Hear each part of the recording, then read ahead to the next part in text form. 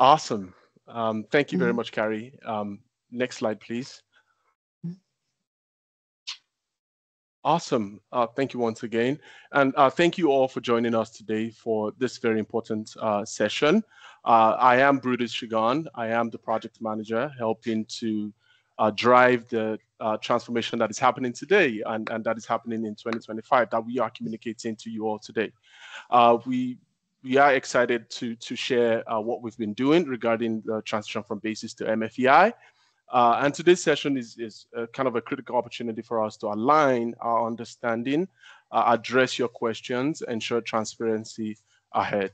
Our agenda today is going over some acronyms that we will be talking through. You will be hearing us talk about, the MFEI, CSW, IDD.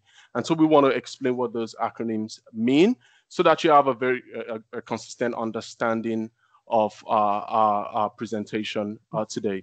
On the background and the project's progress, we will have Seth Kuber give us what the background, help us set the background.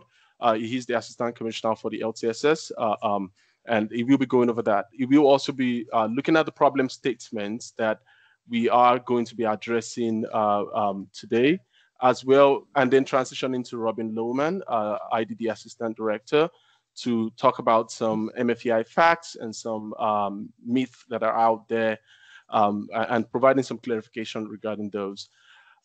Seth would also be talking about the impact of this transition on current waiver participants, and then be talking about the new rates methodology as we transition from BASIS to the MFEI. And Megan Shepard, the Policy and Project Oversight Director, will be looking at the high-level process. So what would change in terms of from the point of functional eligibility determination to the point where services are being provided. And then Seth would be concluding this session, and we will open it up for questions. With that said, I will like to pass it on to Seth to kick us off with the background of the project and the progress that the project has made so far. Seth? Do you want to do the acronyms real fast, Brutus? Oh, yes, the acronyms. Yes. KDADS, Kansas Department for Aging and Disability Services. And then we'll be talking about CMS, Centers for Medicare and Medicaid Services. And the MFEI, which stands for the Medicaid Functional Eligibility Instrument.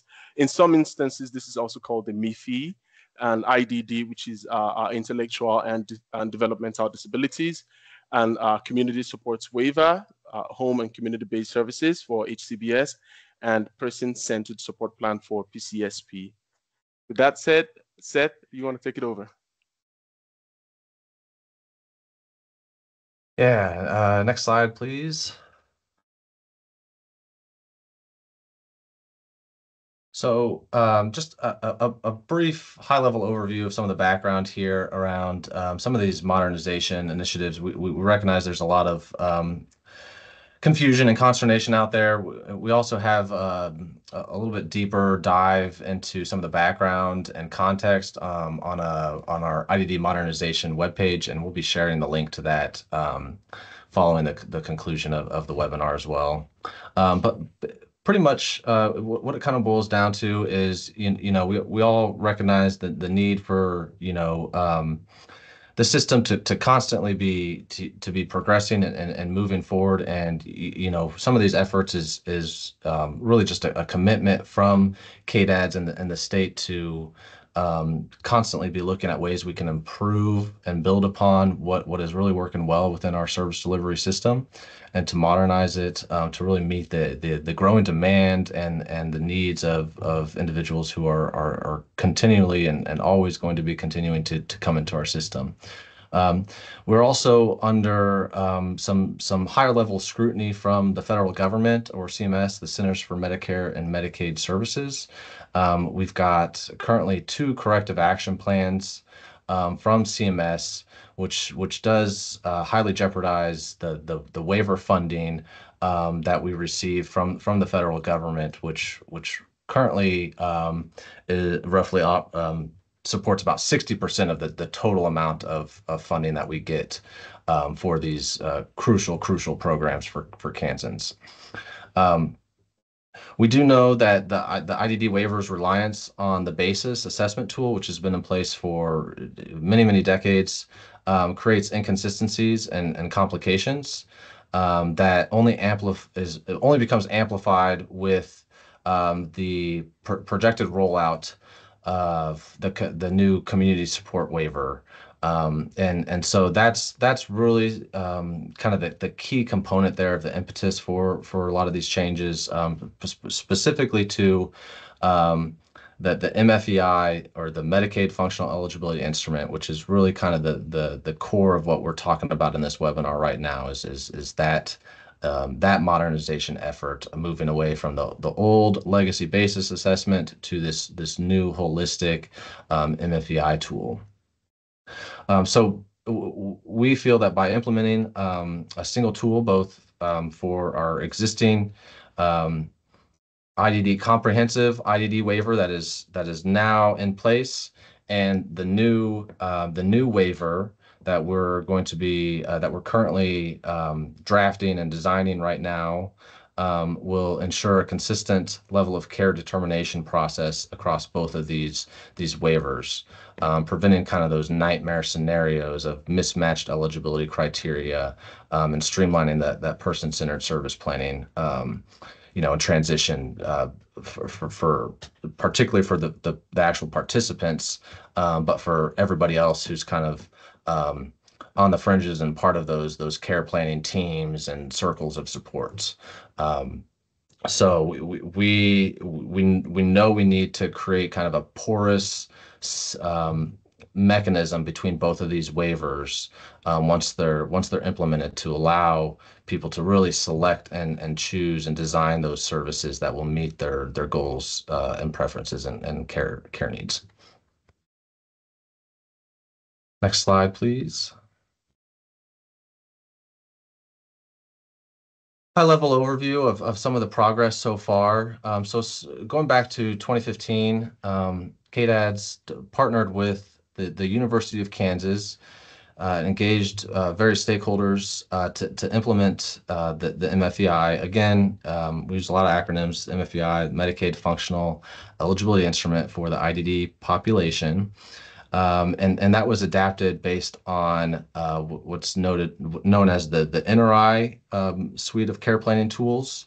So the MFEI is actually a screener tool based on this broader suite of tools, known as the NRI, which is a standardized kind of needs assessment with validated data. Many other states build some of their screening and their tools based on the NRI. It's growing, highly pushed by CMS as well, for states to move towards these statistically valid tools. So that effort was begun in 2015. In 2022, CMS issued a corrective action plan requiring the state to make improvements to the level of care, or LOC, processes. This is, again, just the eligibility component, to make sure that a person is eligible for the waiver that they are applying for. In addition to that, there was an IDD Modernization Committee, special committee that met, and task force that met a number of times, which ended up recommending the department to start work on a brand new community support waiver to help address the wait list. However, another key component of the recommendations was to replace the basis assessment. And I don't think there are too many champions of the current basis assessment as it stands today. In July of 2023, as part of our waiver renewal process, for those of you who aren't aware, waivers with the federal government are run on about a 5-year cycle, and the Kansas IDD waiver was renewed in July of 2024. We started hosting some work groups in July of 2023.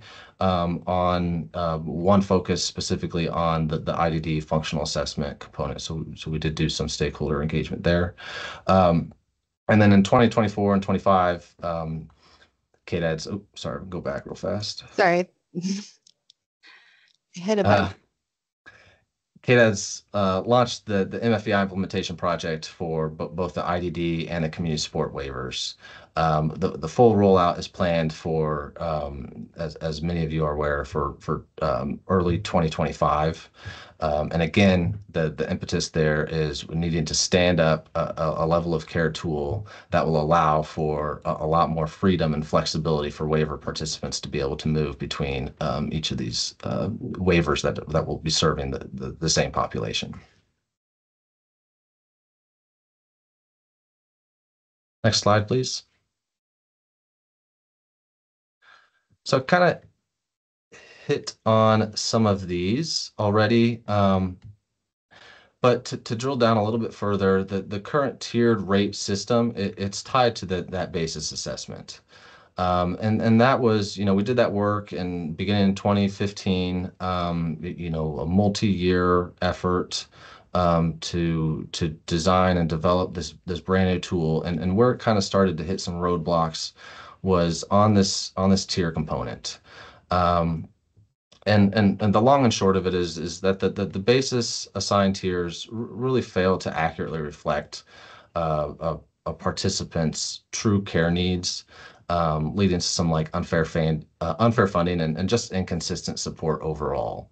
The current system, of 10 tiers, which is 5 regular and 5 super tiers, for day and residential services, it really makes the system overly complex, and it's hard on the state to both collect and analyze that data, and inform rate improvements or any sort of process streamlining that we might want to do. And then again, like I said, both the IDD and the community supports waivers must use the same eligibility standards, since they're serving the exact same population. So this is all about kind of making sure that we've got consistency, fairness, and really person-centeredness within the systems that we've designed here.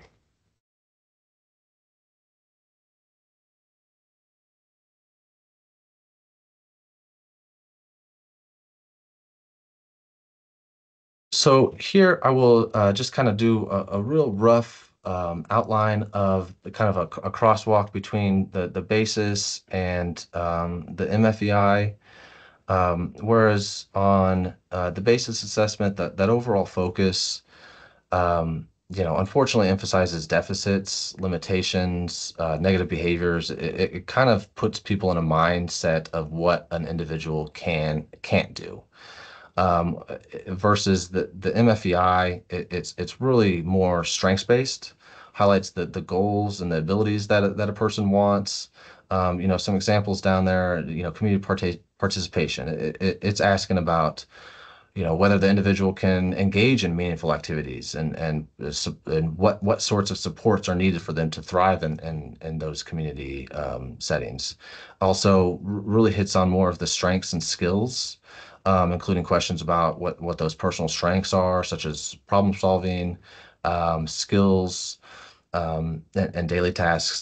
So it kind of puts people just by the way you're framing some of these questions, it puts you into that more strengths-based mindset. On the behavior components, it details, the base assessment. If you've ever sat in through one of those or administered one, the behaviors can be quite triggering, both for the waiver participants, but for the families, for the actual administrators of the assessment. It's just not a fun component to go over. So the MFEI tool actually looks at those behaviors in context, exploring those environmental factors and needed supports. So to kind of that just a lot more holistic look at what the individual is needing. Regarding the functional scope, again, the basis, it's pretty narrow skill set focus. Can you climb stairs? Can you cut in a straight line? Can you count to, count how many ducks are on this piece of paper? Whereas the MFEI is really, again, more focused on the broad range of abilities, those daily tasks, community participation, emphasizing, really focused on the meaningful engagement component. I apologize. We are having a technical problem. We'll be back just a minute.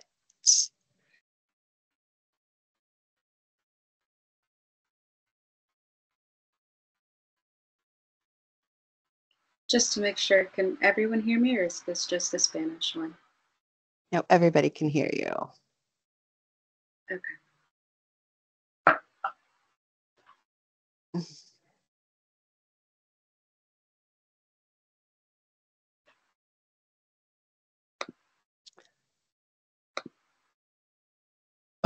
Going back in to the medical and support needs, it's really the basis is really about primarily documenting those conditions and those supervision levels, whereas the MFEI is examining how those health needs affect those daily life activities and identifying supports for independence and community inclusion. Family and individual feedback basis is often, again, if you've ever sat and informed the support planning and the service planning that has to come following these assessments.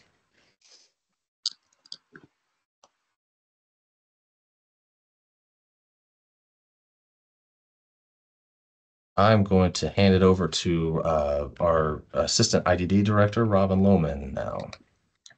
Hi, thank you, Seth.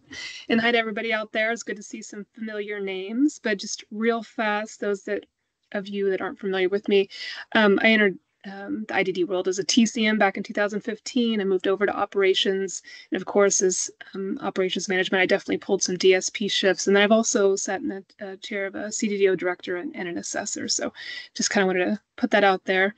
But I wanted to go over some myths versus facts. There's a lot of misinformation floating around out there, and we're doing our best to try to curtail that. So a myth of the go live date. So the myth is that the MFEI IDD will be implemented before or after March 1st. But in fact, we are going to go live March 1st, 2025. One of the myths and fears is surrounding medical documentation, that parents are going to have to go to each doctor to get medical documentation and provide it to the CDDO. But providers, including TCMs, are already required to maintain medical documentation. Most TCMs providers have releases of information on file, so they can generally get direct contact with the medical provider and request information if they don't already have it on file. There's also the risk of not being eligible. So the myth is that the change will result in someone losing IDD waiver services.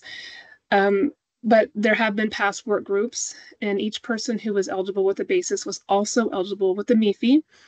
Detail did go into the study to ensure that the individuals from each tier were assessed on both tools to make sure there weren't any disparities. I think there were also age groupings as well to make sure that everything was aligned for eligibility purposes. But if a person were to be determined ineligible using the MFEI, the basis would be used to do a reassessment for that eligibility. There's also a fear out there of losing services, that people are not going to be able to receive the same services as before. But the MFEI does not affect any kind of service provision. It only affects overall IDD waiver functional eligibility. The assessment time, the myth is that the MFEI takes twice as long to complete. Now, the MFEI assessment meeting may take more time than a basis, and it definitely will in the beginning, right? Because everybody's trying to, get the rhythm and go through the flow, right? But assessors will get faster as they get more familiar with the software and how they assess. And since the MFEI is input directly into the software, this should reduce any, kind of back office work. And then after implementation, we will be working with the CDDO stakeholders and participate in work group meetings to discuss increasing any needed efficiencies. A documentation requirement. The myth is that the MFEI requires too much information. But some CDDOs already require the same information for the basis as the state requires for the MFEI. And in the basis, behavior data needs to be tracked for an entire year and submitted to the CDDO for the basis, but the MFEI only requires a 3-day look-back period. And then, of course, going back to the medical documentation, providers are already required to maintain medical documentation. The assessment format.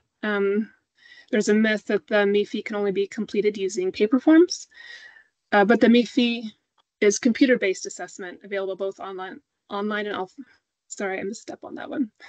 The MFEI is a computer-based assessment available both online and offline. It will not be paper-based. Another myth is that the MFEI IDD automatically assigns tiered rates, but in fact, the MFEI IDD only determines functional eligibility, which means eligible versus not eligible. So it's not going to assign any tiers. But data may be used from this assessment to inform other tools for other assessments that may be related to funding amounts. Relationship to basis. The myth is that the MFEI will directly replace basis tiers or the rate structures. So the MFEI IDD results will not be crosswalked with the basis. Basis scoring does not accurately reflect the person's level of care. Scoring and data availability. The full scoring algorithm and methodology are openly available to providers, but in fact, the MFEI IDD generates a score that must be higher than the eligibility threshold. But assessment questions and responses can be requested, but the scoring algorithm will not be accessible. The rate structure change has also been a concern. The myth is that KDADS plans to implement a revised funding structure with a single flat rate. So I think that myth came about when we had some discussions earlier on, but there was another piece to that. I don't know where the communication fell apart, but that's neither here nor there. The fact is the current rate structure of what we have at the basis of 10 total tiers, 5 regular and 5 super tiers, is being refined to 4 rates that better reflect person-centered needs. Starting March 1st, only the new waiver participants will get the new rates. Providers will maintain the same reimbursement rate for participants until at least July 1st, 2026. Exact examination of impacts. The myth is KDADS does not adequately examine the potential impacts of proposed system changes and cannot sufficiently answer the questions and concerns of families, stakeholders, and legislators at this time. But KDADS does, in fact, continue to engage partners. We have for, a long time ago, and then more recently, in the past couple of years, we've re-engaged in a more targeted approach. It is prepared to address questions from families, stakeholders, and legislators. KDADS is also preparing for a rate study to further strengthen future rate setting efforts. And those are my 2 slides. I'm going to pass it back over to Seth, and thank you, everybody.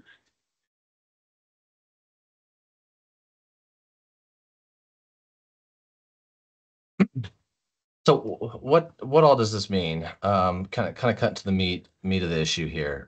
For if you're an existing participant on the IDD waiver, beginning on March 1 of 2025, your reassessment will no longer be done through the basis assessment. It'll be done by the MFEI. It'll still look pretty much the same as far as who's completing that assessment. You'll schedule with your CDDO. And those sorts of things, but it's just going to be a new assessment tool. Your reimbursement tier will not change until at least July of 2026. So that's about a 16-month runway. That allows us to complete a rate study that we have planned and are engaging with in early 2025. Even after July 2026, you'll continue to receive the same services and supports that match your level of needs. So that's not going to change. Just like the basis with the MFEI, if your needs become more complex, your provider and your case manager can help assist the provider on potentially getting an enhanced rate. That's currently how it works now with our extraordinary funding process, and we're actually working on kind of streamlining and enhancing that process to make it a little bit more transparent for everyone involved.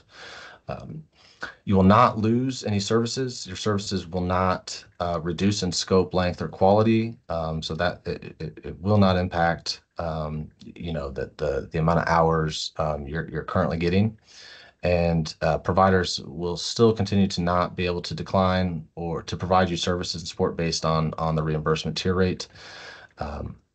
Between now and the end of the American Rescue Plan maintenance of effort period, if you are found, that was a mouthful. I apologize. Essentially, the state is bound by some additional rules through some federal COVID legislation, that if you are found not eligible under the MFEI, KDADS will assign staff from our IDD team to conduct a second assessment using the basis to validate the outcomes of the MFEI. So that's really just to ensure that nobody is going to be nobody's going to lose eligibility for the waiver by implementing this new tool. The final point here is we as the department we're going to effectively and efficiently oversee the new tier assignment system to really hopefully minimize the impact on you as the person receiving the services.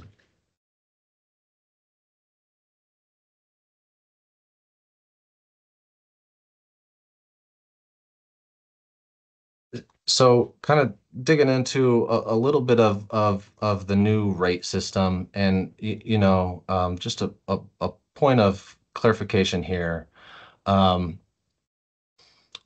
If you're someone who's receiving services under our IDD waiver, the idea behind some of these new structures and evaluation processes is really to ensure that services match your needs, your goals, your preferences. It's really not your role to worry about how those rates are calculated. That's really a function of the state, KDADS, KDHE, the managed care organizations, and providers to manage. So I really don't want persons on waiver, families receiving services to be overly concerned with what the rate structure will look like. But this just kind of provides a high level review of what this proposed new structure would look like. The key outcomes here is that it's not taking any money out of the system. It's not going to cost the state additional funds, and there's no additional savings that the state is seeing from this change either. That was extremely important to us. This standardized needs evaluation process across the 3 MCOs. This is really to ensure that there's fair, consistent, and equitable distribution between the determination of needs to support the new tier model. And also, we've mentioned previously, we've got a rate study, being conducted and completed in early 2025, and that's to help us strengthen the rates and mature and improve the system. So these rates are really going to be developed based on again, highly validated, standardized data, coming from multiple sources. We've got the actual level of care tool evaluation through the MFEI being performed. Then there are the full suite of the NRI service planning data that the MCOs are going to be doing as part of the service planning assessments. And there are other different evaluation scales, data that can be used as well. So the idea here is to match much more equitably the rate to the actual support needs that the person is needing.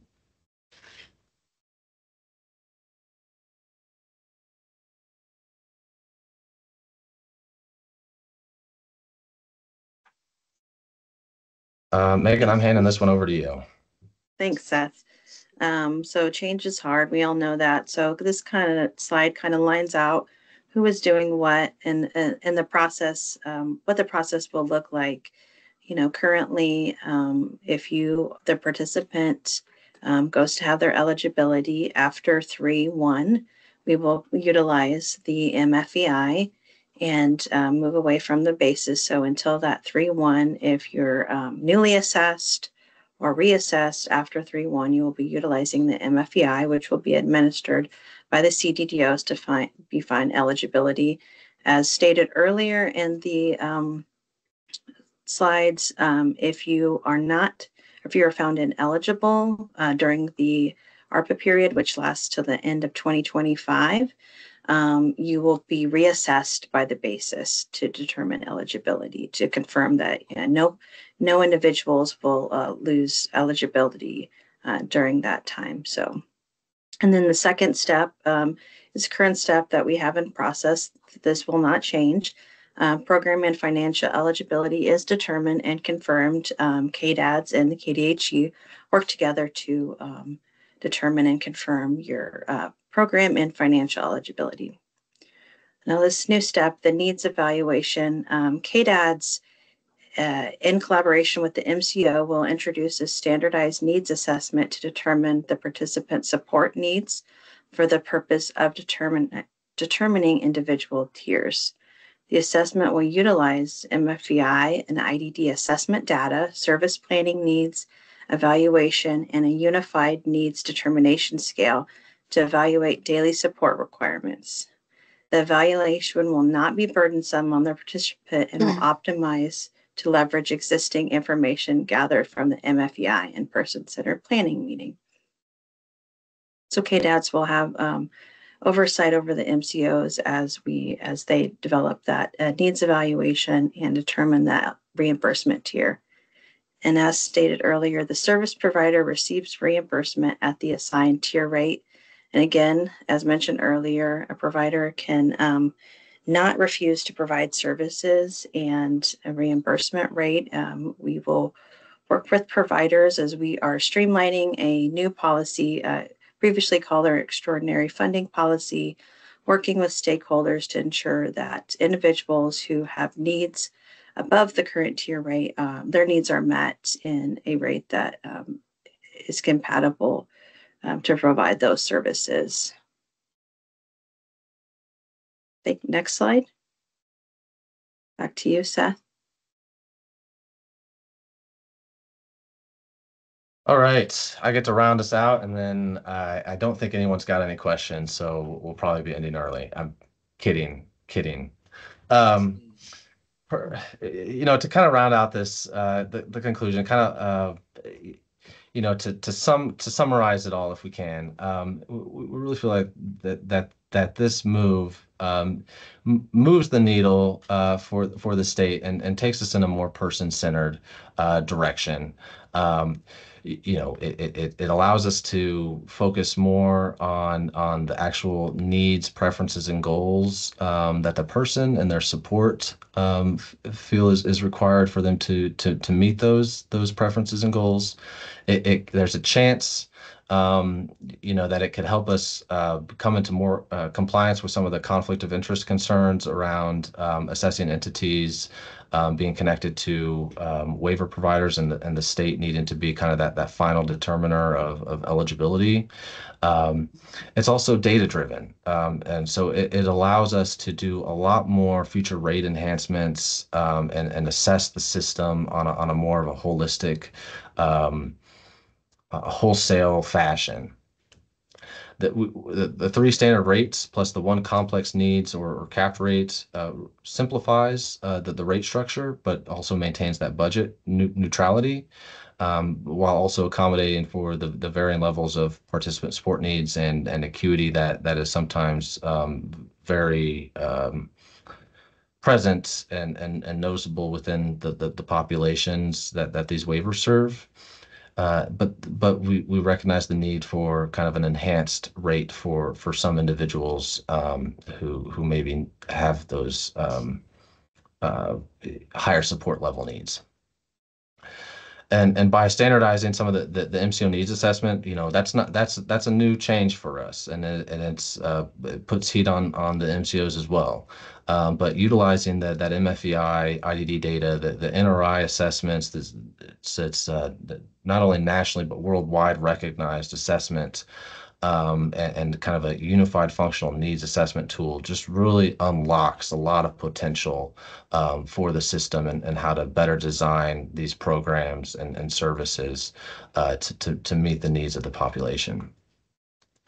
And then finally, the KDADS oversight and accountability will enhance the transparency, and make it known to not just the state and our contracted partners, but the system at large around how funds are allocated, and how those funding decisions are made, and regular reviews and performance metrics to inform those rate adjustments are going to be real key to this implementation moving forward.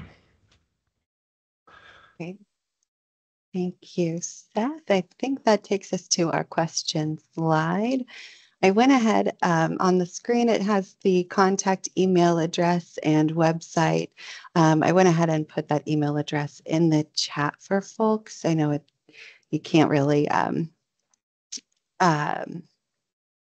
you copy down from the slideshow. So, and then here's a link also to that project website.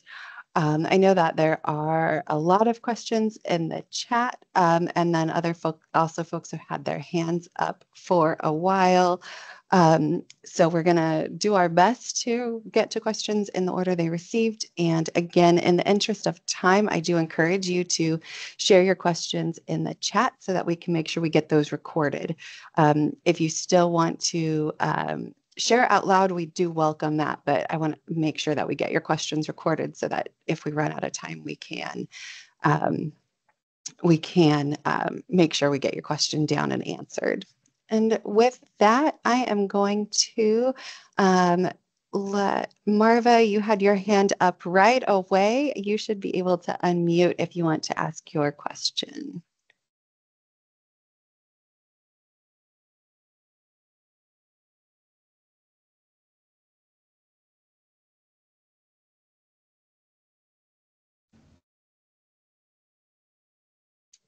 Can you hear me? Marva? Yep, we can hear you. Okay. I accidentally hit the button.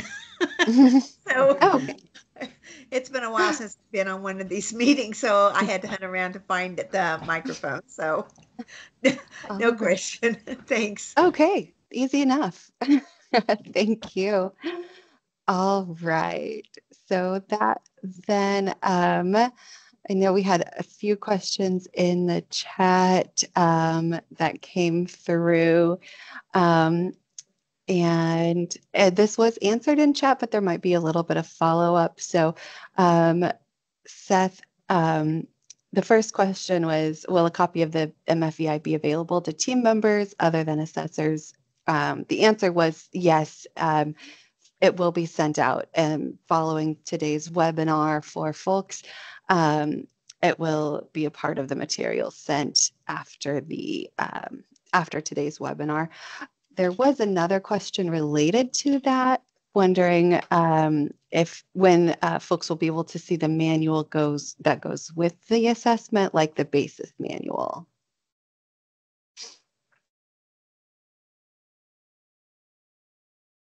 I'm not sure if we're releasing the actual manual that goes with the assessment. Brutus, can you speak to that one? Yes, absolutely. Yes. So the manual is, so as part of the assessment, just like with the BI version, we did create an MFEI manual. We are working on the IDD, the MFEI IDD manual, which takes the NRI manual and adapts it to Kansas. That will be released as well.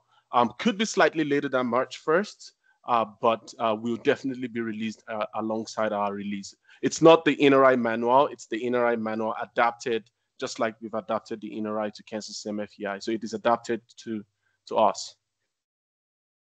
Thank you. Great, thank you. And I'm moving things over to make sure I don't miss anything. I was curious if the MFEI and its current implementation has been tested with consumers by KDADS to ensure these differences between basis and MFEI.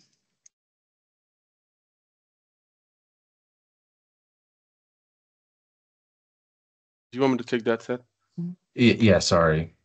Yes, absolutely. Yes. So during between 2015 and 2020, the work that University of Kansas was doing for us was basically taking the basis and testing it making a crosswalk with the basis and the MFEI, not just as a whole, but across different tiers to see the impact, making sure that the minimum eligibility threshold on the basis would still be met if done with the MFEI.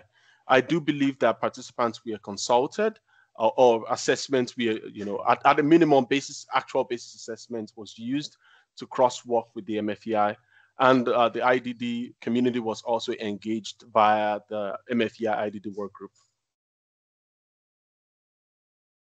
Thank you. Right, one more and question from Chad, and then we will get to folks with their hands up.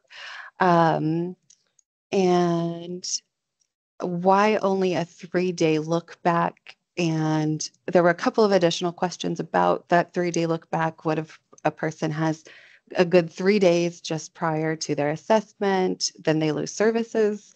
What weight does behavior data play on eligibility, and how might 3 great days impact eligibility? So I don't know if you can speak to that or that look back. So I don't know exactly where the look back piece comes from. That was all in those testing and design phases in that 2015 to kind of 2019, 2020 range when it was developed. I believe it has to do with the NRI component and how they've designed their assessment tools. As part of our licensing agreement with NRI to be able to use this for a level of care tool, we were only allowed to change so much as to how we could administer the assessment. So I believe I'd have to go confirm that, but I believe that's where the 3-day look back period comes from. However, if an individual were to for some reason, as the questioner asks, have 3 really, really good days and no longer be eligible, that you still have those mechanisms available to you through appeal rights. But we've done, again, as Bruce was kind of talking about, we've done extensive testing, and there's high degree of confidence that if you are eligible under the basis assessment, you will continue to remain eligible under the MFEI assessment. Thank you. And John, I see you've had your hand up for quite a while. If you want to go ahead, you should be able to unmute to ask your question. Hi, thank you. First, I've been trying to put some questions in the chat this whole meeting, and it's not allowing me to. But one of my main questions is, are those tier rates what we're looking at for the day in residential services? And if so, are we having tier 3 be the highest right now? Because that's backwards as what it is now. We're forever in the IDD world, it's been tier 1 is the highest tier. And with those rates, we're showing tier 3, which would be at the moment, middle of the road.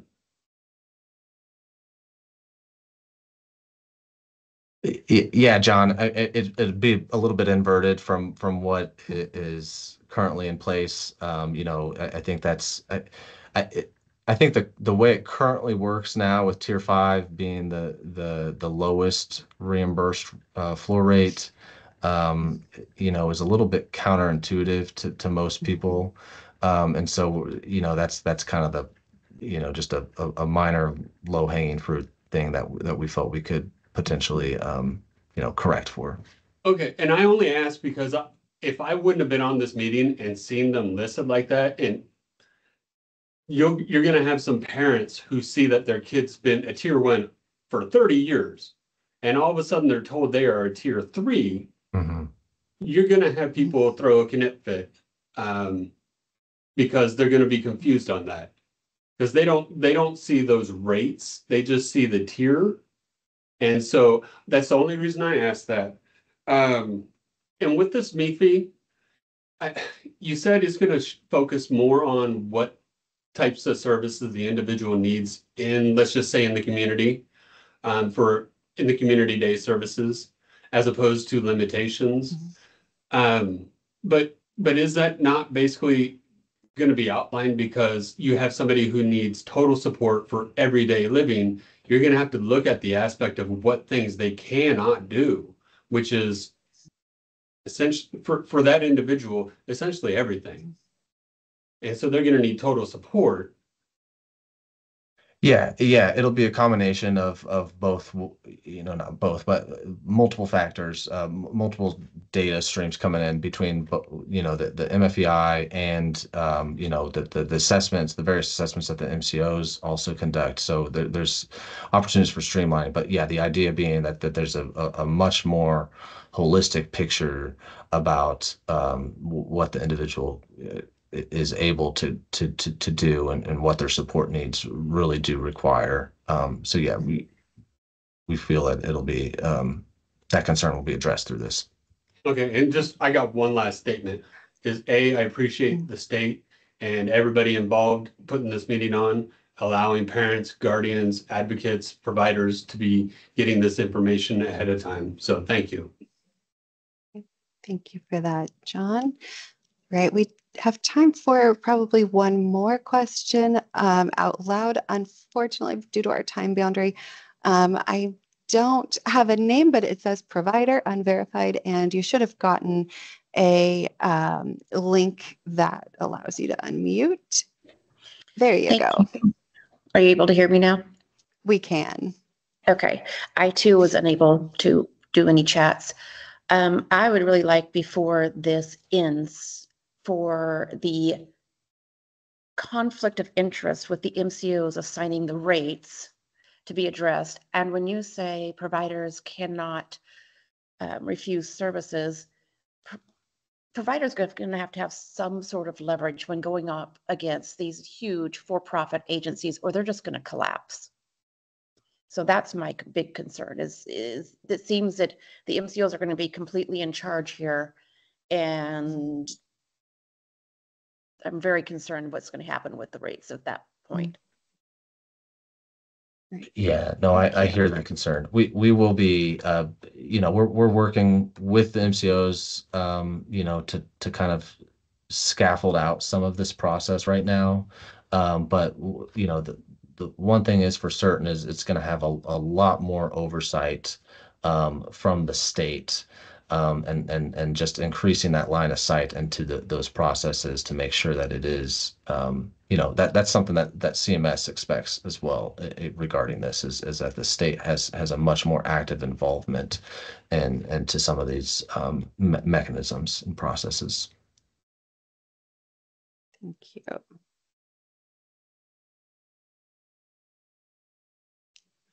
Right. We have just a couple of minutes left, and I do want to remind folks that this short hour was, I know, mostly hearing information, and we didn't get to take a lot of questions. And it was important for KDADS to be able to share the information out. You can, there is that email address that you can send messages to KDADS. I will put that in the chat one more time. And for folks to be able to reach out. We also do have a couple of additional meetings scheduled around this topic. Those are on January 21st and February 18th, still at 4 to 5. So I'll drop those in the chat for you as well, and you should have gotten them by email. But I did want to remind that those are.